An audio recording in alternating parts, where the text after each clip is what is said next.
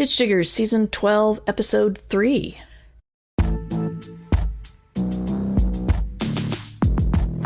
Ditch diggers appear and ain't no wannabes here with some not so nice advice for your writing career. To be clear, no punches will be pulled, but the punch may be spiked how they like before they get on the mic.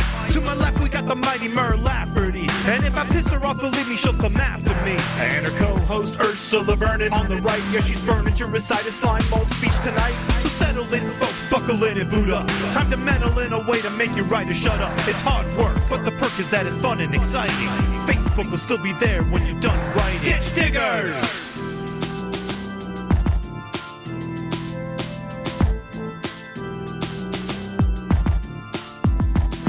Ditch Diggers! Coming to you live from the fish hatchery on the Ditch Diggers Manor grounds.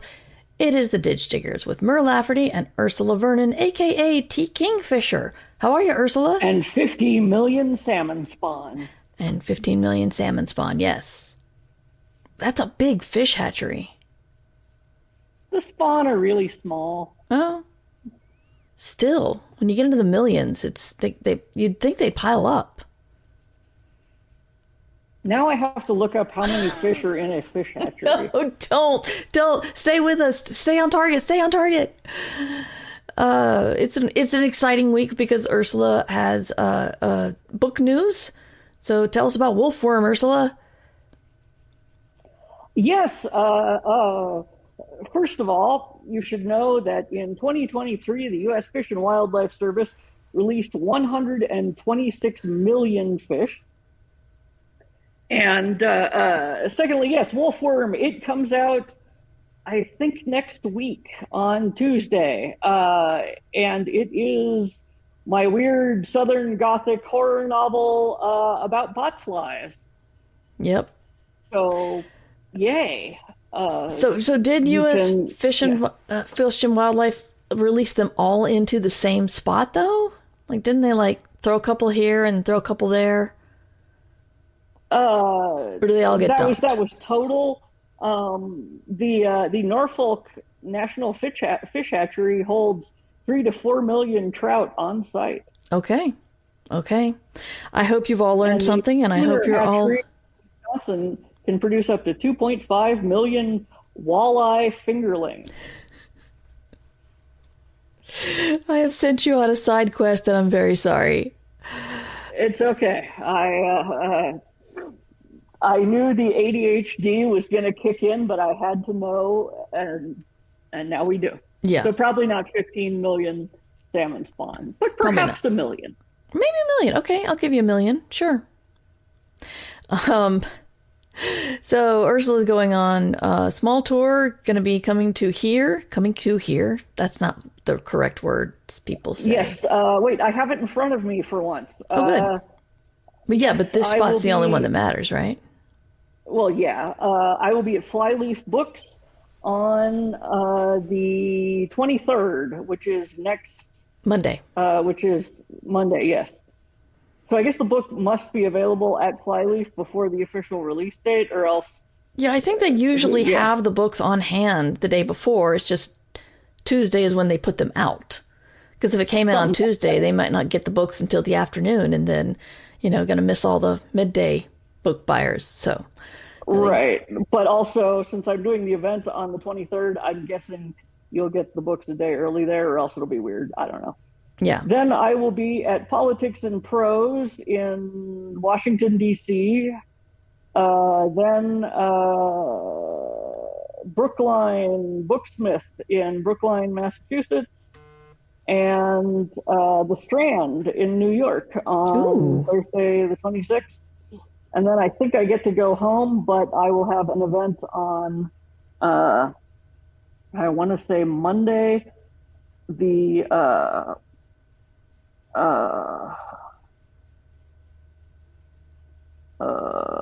don't even know what day it is anymore. Let's see. Well, the Monday's the 23rd, so the next Monday is probably the 30th. Yes. Okay, yeah, I will go home, and then on the 27th, which is the Friday, I will have an event at Books on the Bosque, and then I will be allowed to rest for 4 or 5 days, and then I will be at NorwestCon. Okay. And somewhere in there, I need to get this book written on, but yeah. But yes, if you're at any of those places, come out, see me.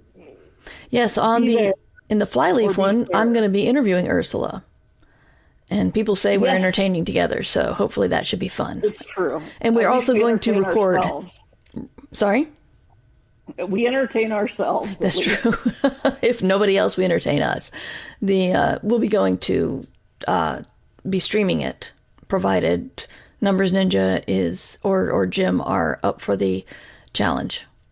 But no fancy overlays or anything. It'll be just like cell phone streaming. But keeping with the side quest, Valerie Valdez says, I appraised a place with a fish farm once. This is getting into a moose bit my sister once. But please, Valerie, tell us more what you learned about appraising a fish farm. We got to know. That is absolutely sincere and not sarcastic. No, absolutely. Valerie knows I don't talk to her like that. What were you appraising it for? No, I didn't think you were being sarcastic, but then it occurred to me that sometimes these things don't come across well on the thing. And yes, yeah. I would love to know more about fish hatchery appraisal. Oh, it was land value. So the fish farm did not contribute value. Oh, it didn't convey. Gotcha. Interesting. And Underpope says, I was looking. Go ahead. Go on. Underpope says, I was at a trout hatchery in South Dakota once in the middle of the night. It was so very creepy seeing the dark water with the occasional splash. Can we get back to why you were in a trout hatchery in South Dakota in the middle of the night? It sounds like there's a story here. Yeah. And if there isn't, you need to write one. Yep.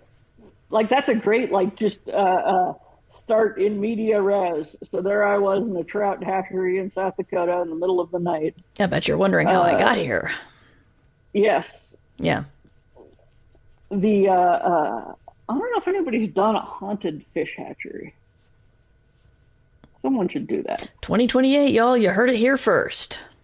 No, I'm busy. One that I think I can announce because it went out I'm pretty sure it went out in the publisher's lunch thing a while ago. I am writing the Naked Mole Rats in Space science fiction novel. Oh, congrats. What's it called? It will probably be called The Naked Stars. Of course it will. You said Naked Mole Rats in Space, like I was supposed to know which one that was. And I usually hear about your works in progress, but that one I have not. Oh, ages ago, I think I was on Blue Sky and I went on a tear about how, I think it was about uplifted species. And I was like, no, if you were going to uplift any species, it should be naked mole rats because for space, I think I was talking about Startide Rising because I was like, okay, granted, dolphins, great, but you don't put dolphins in space. No, that's just there's so many logistical issues in terms of mass and whatnot of the ship with the water and things. So I was like, what would you use? And then I wound up at naked mole rats because they don't get cancer, so radiation is much less of an issue with them. They don't actually feel pain. They live for 30 years, and they can survive on very low oxygen levels. And so But doesn't not feeling pain lead to gangrene? Isn't that what leprosy is? You don't rot. You don't rot because of the leprosy. You rot because you can't feel an injury, and so you don't deal with it, and then you rot. Oh, yeah, no. Apparently, they don't. They have amazing healing powers. Oh, okay. And they think it's because they live in these incredibly anoxic environments with ammonia levels that would absolutely kill a human, and so. If they could actually feel how much it stung, they would never get anything done. Or they would move out and go somewhere else. Right. Or they just wouldn't sit around like ADHD people going, I don't know what to do. I can't figure out anything to do. Oh boy. Exactly, and they're also, the only eusocial mammal. So I started in and writing on completely a whim, and then did the usual thing where suddenly I had 15,000 words, and then Lindsay was my editor at Tor was like, so we should talk about the next book that's due, the fantasy novel that we haven't decided on that is due in 2026. And I said, would you accept a science fiction novel? And sent her and my agent that, and she was like, yes, we will accept your science fiction novel. God knows if I'm going to get it done by the end of the year. I still have 4 more books due this year. But, yeah. All right. Anyway, naked mole rats in space. I have no idea how we got here. I'm not sure either, but, well, no, you wanted to announce that you could announce a new sale or new book. So we're actually on topic. I think, yeah. Yay me. Anyway, but yes, did we ever find out why they were at the fish hatchery in the middle of the night? Yeah, Underpope says he was on a road trip to the Badlands with a girlfriend and a mutual friend. I don't recall where the troutery was. It's possible it moves. Did you just break in the middle of the night for kicks? Yeah, why were you? I respect that. Yes. Were you looking for a bathroom? That's what I would do in South Dakota if I was on a road trip. Well, yeah, you would do that anywhere you were on a road trip. Actually, it's better now. There's a medication that you can take if you are a woman of a certain age, and it stops bladder spasms. Gotta love that woman of a certain age thing. I don't have to pee every 15 minutes. It's really cool. Congrats. We were stupid how life-changing it is. No, I believe it. You had a thing you wanted to talk about it. God knows. Yeah, basically, I am at the end of my contract and my agent needs to sell something new, but I am working on a variety of things and nothing's really grabbed me and held me and put my face in the poo and said, look what you did. You got to keep doing it. And this metaphor really fell apart fast. But yeah, if the book feels like it's shoving your nose in the poo, you should probably write a different book. No, I had a big hiccup on how to get the character from Act 1 to Act 2 because I didn't know if she wanted to go there, but she was being denied, or if she didn't want to go there and someone was making her. I know what's going to happen, but I just don't know how to get her from Act 1 to Act 2, and that, for some reason, really, really slowed me down. But I'm just having... It's like you can identify your problems. Like, I'm afraid of writing something weird. I'm afraid of losing my readers. I'm afraid of putting a whole bunch of work into a book that nobody likes. And I am afraid of writing all the weird shit that comes into my head. And I have identified these things. No, you should totally write the weird shit. I know that. I know I should. But how to get from I know I should write the weird shit in my head to writing the weird shit in my head? Neurotypical people don't understand this, but there's a chasm between there, and I don't know how to cross it. So that's why I'm calling this episode... I double dog dare you to write something weirder than what I would write. Shit. All right. Prove it, Mur. Prove you're more of a freak than I am. You know that will never, ever, ever fly, but I'm just... I have faith, Mur. You have hidden depths of weird. I know I do. I just don't know how to let it out. We're just... Yeah, we need to in chat, we need to activate your spite. That's absolutely true. Yep. I can tell you that I think you're too normal to write a thing, but you probably wouldn't believe me. Yeah. Okay, how about this?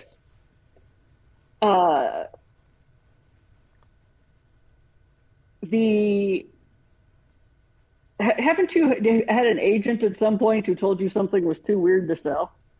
Yes, I've had too brutal. My stuff, brutal. Yeah. Yeah, you need to prove those two people wrong. Fuck them. Write a book so weird that China Mieville would go, dude, that's weird, and publish it, and to great critical acclaim, and then you can staple the cover to the foreheads of those two.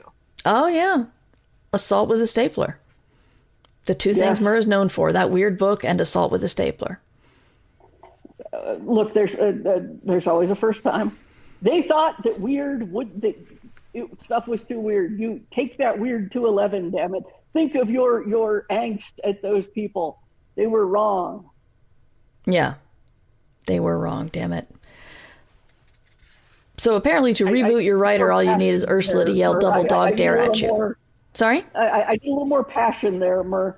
They were wrong, damn it. No, come on. They were wrong, damn it. They were wrong. Absolutely, they were wrong. I'm sorry. I'm still struggling with engaging the enthusiasm. I think I might need you to get up really early your time tomorrow and message me when I'm starting to write, because then that's usually when I need to hear it. Because instead I'll hear, oh, but I need to do this thing or this thing or this thing first. And another thing where I know what's the right thing to do and I still don't do it, which is if I want writing to be my main job, I should do it first. And I just feel kind of broken right now. I'm sorry. That's all right. I can think of two potential options or two potential thoughts. One, get out of the house and go write at a coffee shop where you have no distractions and things that need to get done. Yeah. Two, either up your ADHD meds or start taking caffeine with them. Oh my God. That's terrifying. Yeah, but if you're starting to get adjusted to the dose, you can reactivate it with some caffeine. Yeah, you're right. But also, like you come up with great weird stuff. It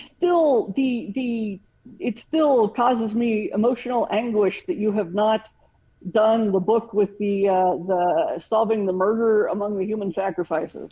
Oh yeah. I was thinking about that one recently.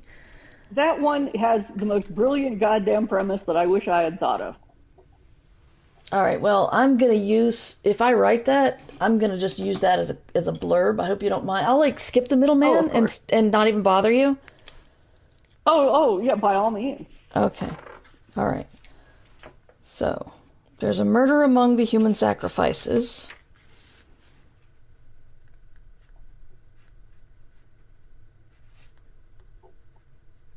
And I think I said it's the most brilliant goddamn premise I wish I'd thought of. Thank you. Yeah, what the hell? The other option is, have you ever written fanfic? On occasion, yes, actually.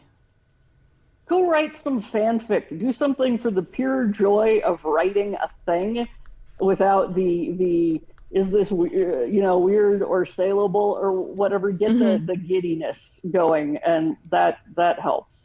Yeah, fanfic I need has pulled me out of a writing slump before. Yeah. I think also writing stuff that I don't think will ever sell, but I still want to do it. Like around the Christmas time, I was trying to work through a ephemera type project or found footage or office memo type project. And the story was told in office memos and movie posters. And I got one draft done, and then the complexity of the edits came upon me and I got overwhelmed and didn't finish it. But I know that's something I don't think will ever sell. And so I still think it needs some attention. Sometimes this is not for sale or going to sell is remarkably liberating. Mm-hmm. Yeah, that's true. And You never know. I have done so many things that I was like, this will never sell, and then it was either it did, or there was enough in it that I could take it apart for parts and use it on something else, or these things are never wasted. Yeah. And longtime viewers in the chat are reminding me of the Stardew Valley murder mystery thriller I wanted to write, is pointing that out. Oh, yeah. Yeah. Stardew Valley is messed up. It really is. I have been playing Pokopia, the Pokemon sort of Animal Crossing kind of game. I have not gotten into the Switch 2 yet, so that might be my gateway drug. Well, I hadn't either, and then this came out, and the stepkid was like, this is very Ursula coded. And I look it up online, and I'm like, yes. And also, the world is terrible, so I might as well enjoy myself. But anyway, it's like Animal Crossing, but you gradually realize that you are in a post-apocalyptic world. Mm-hmm. That everyone is going, where did all the humans go? And everything is in ruins, and you're rebuilding it. And then you're finding these notes lying around from people explaining what the apocalypse was. And I mean, Pokemon has always occasionally had some really dark shit in the background. Oh my God, Pokemon's weird. Oh yeah, but there's like, so I'm like, okay, that was kind of intense. Mm-hmm. And so, no, the Stardew Valley, it's, what is it, TV Tropes calls it, a crap sack utopia. I've not heard that. Okay. And then you look closer and you're like, oh, this is awful. Wow. Yeah, I tried not to want to Switch 2, and then of course when it came out, it was sold out immediately. And then when I finally saw it on the shelves, I was just like, do I really want it right now? I mean, I don't need it right now. I just bought a great, now I can't even remember the name of it. The really tiny handheld game device with the crank. Why can't I remember the name of that? I got nothing. Anyway. But yeah, no, I had like not even really registered that it was out because my killer apps for that are always pretty much Pokemon games. Mm-hmm. And I knew that there was a Pokemon game coming out, I think, next year. And I'm like, I'll buy it for that. And then Pokopia comes out, which I hadn't even heard of. And I was like, yes, this is a freaky little base builder with Pokemon. I must do this thing. I love me a good freaky little base builder. Yes, that's true. Oh, it's a base builder, man. That's my crack. Unless it's like they want you to make an attractive and well-built base builder, and then it's not good for me. No, it's Minecraft with Pokemon. Okay. Of course, when I do build a base in Minecraft, it's a square. It's pretty much a box. Me too. But it'll also give you little kits that will build houses like in Animal Crossing. But if you want something fancy, or you can just build it block by block, and as long as it has like a door and walls and a roof, Pokemon will move in there for you. Okay. Wow. Yeah, I'm. But now that Poketopia is out, of course you can't find the Switch 2 again. So I guess I can't really feel too much FOMO because it's impossible for me to get it right now. So that's. Oh, did they sell out again? It was like. I went out the day that it released, and they had them locally, but I haven't seen any around recently, and I have been checking on occasion. But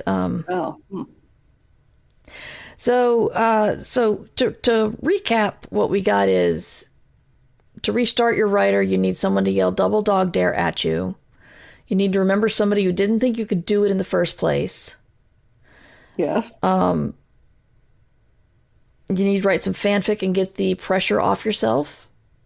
That helps, yes. I mean, and I, of course, am always going to encourage people to go weird. Yes. Because, like, if I know many of you are in my age range, if you grew up in the 90s, there was a lot of extruded fantasy product. And actually, same with the late 80s and all. And, like, we don't need any more of that. We need weird shit. The frickin' AIs can extrude fantasy product, and they are. Now, the hope of human writers lies in going bizarre. I want to write that shit down. What is the weirdest book you have loved, Murph? I'm writing your weird shit down. Dang. Oh. Mine was arguably Perdido Street Station. When I read it, it was, I think, the first book I had read that was just so completely and utterly not generic extruded fantasy product. And like every other page, I was just going, damn, I wish I'd thought of that. Damn, I wish I'd thought of that. And I think about the mosquito men and their... And the scar. And their, and they're very, very, very... hungry women and the scab meddlers and the cactus people. I think about them at least about once a month. I have not reread those books in a long time, but I still think about them. Oh yeah, no, and that was weird. That was balls to the wall bizarre, and it was great. Yeah. The just demented world building. I think as fantasy writers, and I've said this before in other occasions, we get very worried that someone will notice we're writing fantasy, and we're very concerned about the suspending your disbelief. Same with science fiction. Oh God, what if somebody notices that this isn't realistic? Yeah. And so it was really refreshing to read something that was just like, I do not give a shit if you suspend your disbelief or not. Yeah. We're starting out with scarab-headed women, and if you're not going there, don't get in the car. Yeah. And yeah. It was incredibly refreshing, and I don't know, we need more like just completely weird shit. Yeah, you're right, we do. I haven't read it yet, but I just purchased Hell's Heart by Alexis Hall. It is Gideon the Ninth meets Moby Dick, and I'm surprised you don't have a quote on here. Do they not ask you to blurb this? Honestly, my agent declared that I was in blurb bankruptcy. Oh, okay, yeah. For the next little bit. That's probably for the best. Yeah, this is in no way a complaint, but being the new hotness means that people will ask you to blurb things that are not even remotely in your wheelhouse. Right. And so, yeah, I have. And sometimes they're good, and sometimes once or twice there's been one where I was like,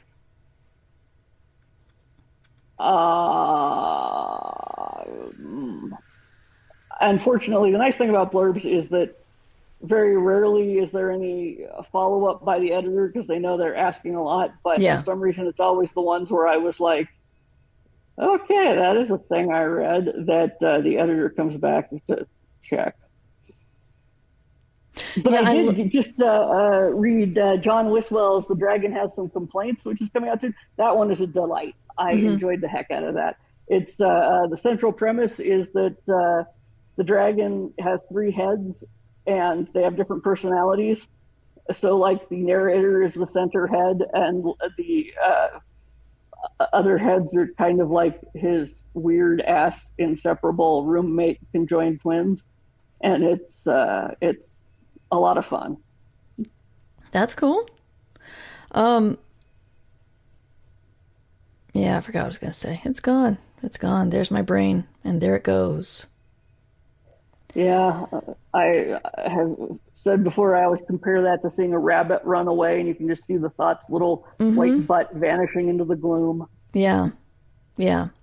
So you often have the opposite problem. You've got the like fire hose of ideas coming at you, and you suddenly have 20,000 words down on it. Do you ever struggle with where exactly to start the story? For some reason, this is a new problem with me.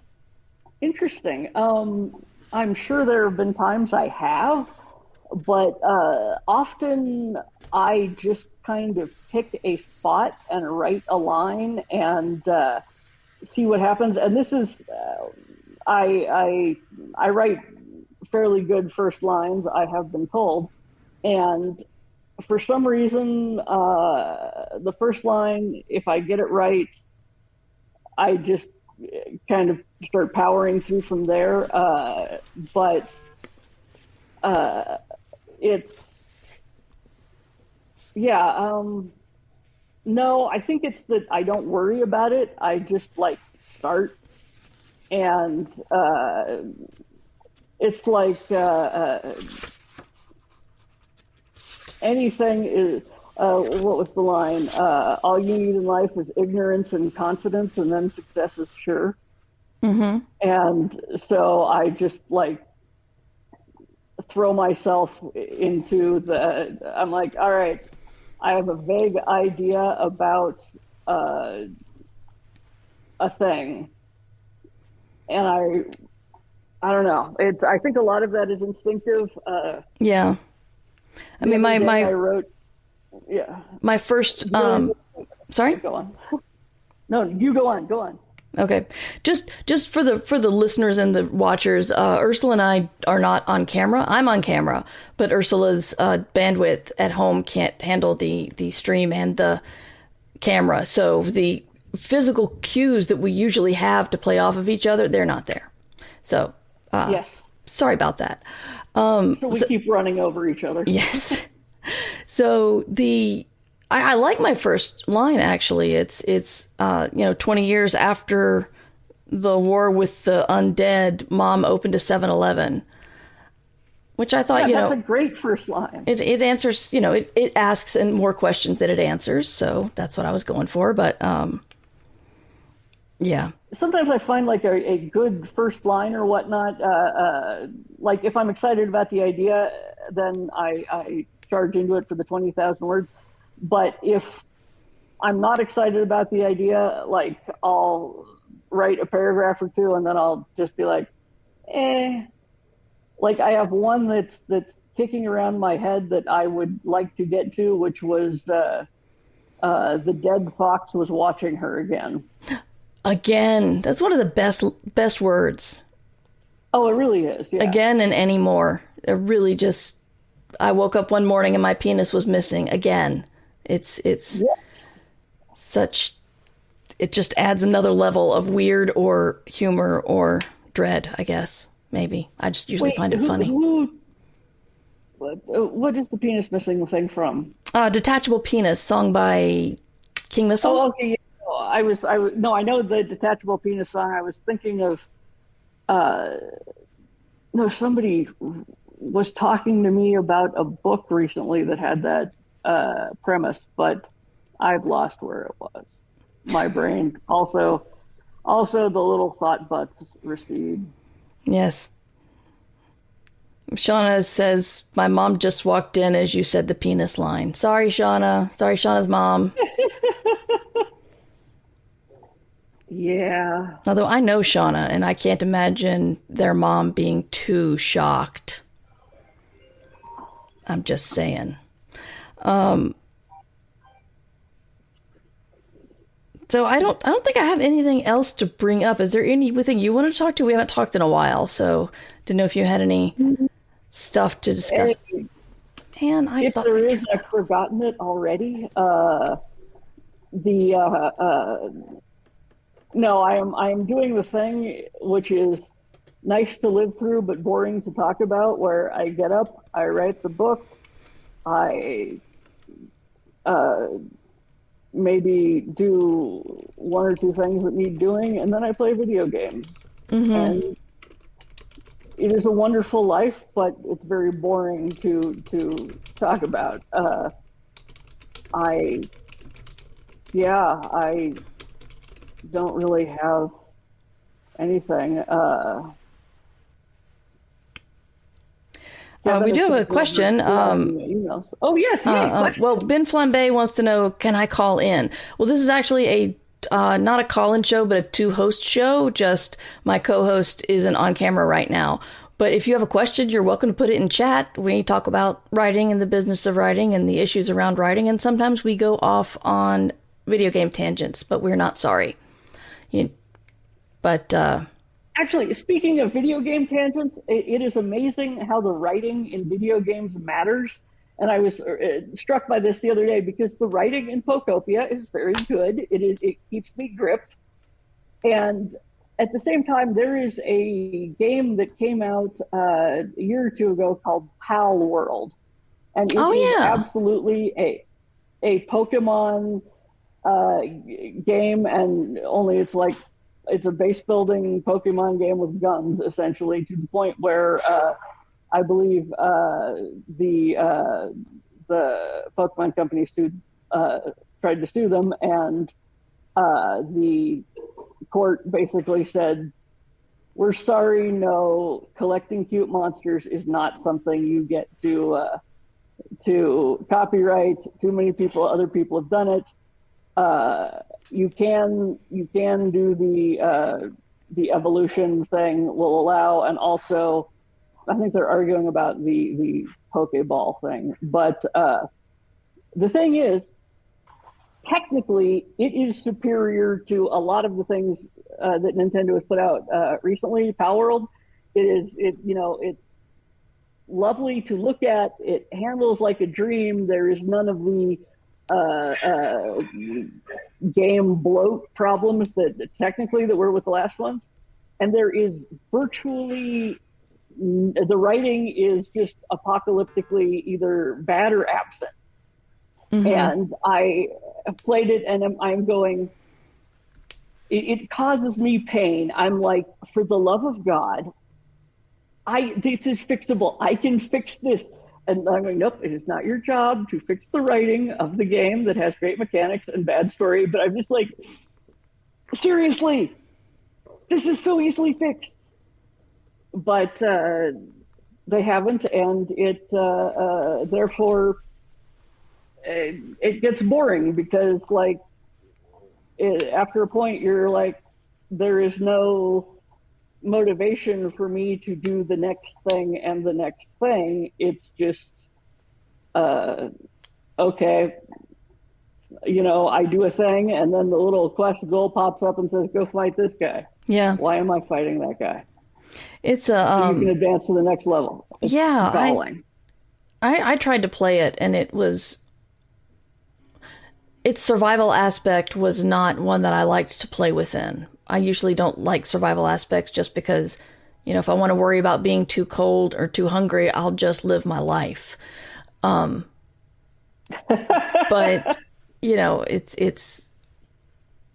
I just didn't play with it long, because I felt there were a couple of problems wrong with it. But I will say I'm surprised Nintendo did not win that by throwing gobs of money at it, because a lot of those, you can't copyright collecting cute creatures, but a lot of those cute creatures were Pokemon. I mean, they definitely were, although as various parties have pointed out, try to make a cute creature like that doesn't end up looking like a Pokemon. It's very hard to do.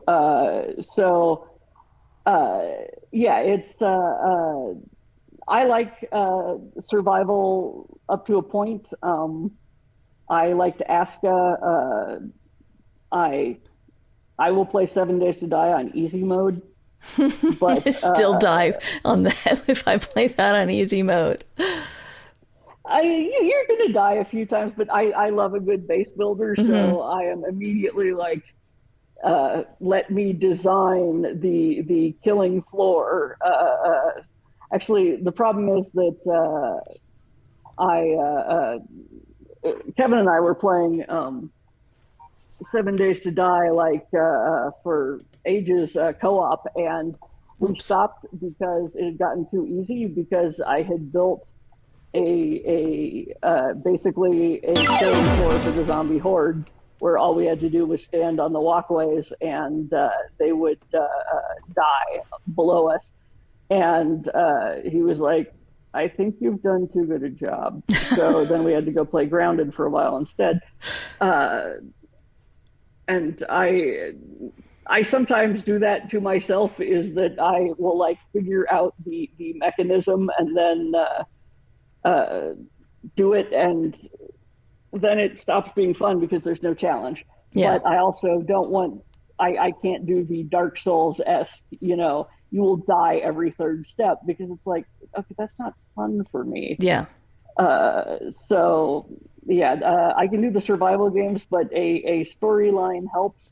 One I did not that long ago, Aska, which is a base builder sort of Viking thing, and it's, the usual build a workbench, build a thing, but then you have to your peasants, you attract peasants and whatnot. But they had a storyline to make it work. And it was very similar in a lot of regards to Pal World, except you have peasants instead of faux Pokemon. But it had a much better sort of storyline. And it was like, okay, there will be a raid in winter. It will come out of this portal. Be ready for it. And you have all year to prep for it. And I'm just going, it's not that hard. You just need a little more writing in your game. Just a smidge. Yeah. Speaking of writing and games and then on to awards, the Nebulas were announced. The Nebula nominees were announced. And I have played most of the games nominated, so I'm excited about that. I don't have it in front of me, and we're nearing the end of our time, so I think we should talk about it next time. But okay. I always do like talking about ballots and writing and awards and stuff. Speaking of, it's still time to nominate for the Hugos. So if you are a Worldcon member, you can throw in your nominations, and you could maybe consider Ditch Diggers, or I Should Be Writing, or one of Ursula's 17 books that she put out last year. It's just Hemlock and Silver and Snake Eater. Although I realize the Time with Bob and the Crop Circles is technically eligible for short stories. Of course, yeah. Yeah. And what do you have that's eligible, Mur? I have Infinite Archive, the last novel in the Midsolar Murders series, and I don't know if I wrote anything else that I put out last year. And I wrote some zesty. I wrote some Zesty a Boy short stories about my PI Venus flytrap. And you're afraid of going weird, and you have a blank, a wall against going too weird. I'm not saying I can't think of weird things. I'm saying that it's hard for me to get started on them. That's all. Yes, I've got plenty of weird ideas. Just getting there. That's the chasm. I'm gesturing wildly. You got over the chasm with your Venus flytrap PI. I did. I've not finished his story, but I do have 2 chapters of kind of illustrated, put together in Canva type story. There you go. Yeah. Anyway, we promised to. Did the question go through in chat? No, we never did get one. Oh, darn. But we have been at this for an hour. Ursula, thank you for keeping your schedule flexible, considering we're recording on an off day. Fault. We couldn't do it yesterday. I was at the dentist. I would rather have been recording. Yeah. Yeah.